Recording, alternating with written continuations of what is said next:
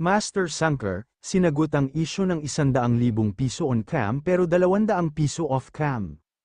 Ayon kay Master Sanker, sa ngayon, sasagutin ko ang tanong ng mga Pilipino tungkol sa isyong 100,000 piso.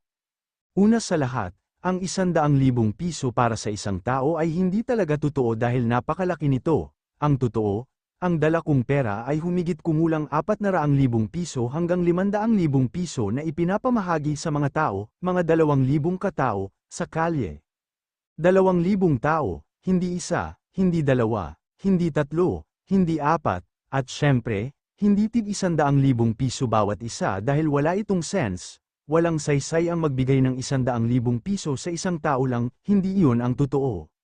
Ngayon, ipapaliwanag ko na at sasagutin ko ang lahat ng tanong ninyo dahil narito ako kasama ninyo, mga Pilipino. Gusto ko munang sabihin na mahal ko kayo ng 100%, mahal ko kayo, naiintindihan ko na galit kayo sa akin at okay lang yun, pwede kayong magalit sa akin, pero kailangan din ninyong maunawaan ang ilang bagay. Una, ako ay isang content creator, bilang content creator, minsan may mga scripted na bagay, normal lang yun, lahat naman gumagawa niyan. Hindi lang ako, pati mga Pilipinong content creator, kaya ang ideya ng pagbibigay ng 100,000 piso sa isang tao ay talagang walang sense. Sa mga susunod na video, makikita ninyo na nagbibigay ako ng totoong pera sa mga tunay na mahihirap na tao, hindi ito basta mga tao lang sa kalye, dahil scripted ang ilan sa mga yon. Nilinaw din ni Master Sanker na ang mga Pilipinong kasama sa kanyang mga video ay kinausap muna at humingi siya ng pahintulot kung papayag silang lumabas sa video. Sinabi rin niyang binibigyan sila ng 200 piso, at pumayag naman umano ang mga ito, kaya natuloy ang paggawa ng video.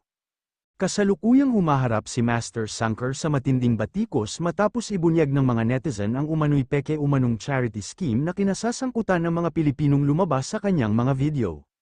Sa mga viral na content, makikita si Master Sanker na namimigay umano ng 100,000 piso na cash sa mga random na Pilipino, na ipinapakita bilang tunay na tulong pinansyal. Gayunpaman, ayon sa ilang testimonya na kumakalat online, binabawi raw ang pera matapos patayin ang kamera, at ang mga kalahok ay binibigyan lamang ng 200 piso bilang bayad sa kanilang paglabas sa video. Dahil dito, sumiklab ang matinding galit ng publiko, maraming netizen ang tumawag sa umano'y gawain bilang mapanlinlang, mapagsamantala, at lubos na walang respeto. Inakusahan si Master Sanker na ginagamit lamang ang mga Pilipino bilang props para sa content, habang siya naman ay kumikita mula sa views, engagement, at monetization, at nililinlang ang publiko na maniwalang totoo ang kanyang ipinapakitang kabutihang loob.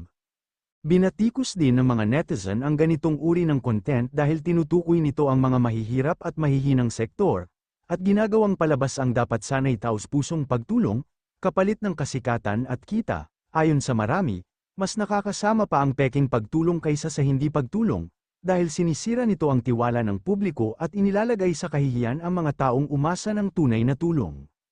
Habang patuloy na umiinit ang isyu, humihingi ang mga netizen ng pananagutan, malinaw na paliwanag, at transparency mula kay Master Sanker. May ilan din na nananawagan sa mga social media platform na suriin at kumilos laban sa mga content creator na ginagamit ang peking charity para kumita.